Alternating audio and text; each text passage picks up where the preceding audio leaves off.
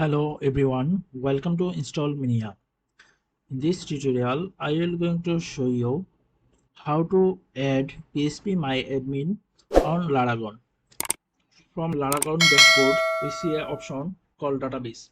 So when I click on database, it open SQL, which is GUI graphical user interface software that access to database. This is the Laragon MySQL. When I click on open, then it is show me a database list and other option. So we don't want to use it, so we close this. We want to install phpMyAdmin. So I right click on Laragon dashboard, then go to tools, and from here we go to quick add. From the quick add we see phpMyAdmin and phpMyAdmin 6.0 snapshot. So I install phpMyAdmin, so I click on it.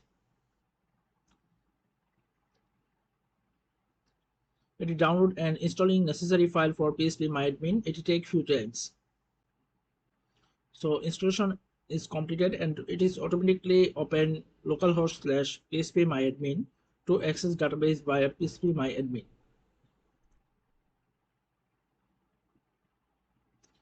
It shows some errors, so now we fix these errors. So I stop Laragon software and then I start again. I am using unregistered version of Laragon, so it asks me license key. I click on OK. So Laragon is started. Now I refresh the phpMyAdmin version. We see same problem. So we find out the problem. So I close this and click on database again. I'm downgrade my PHP version, then try to run again.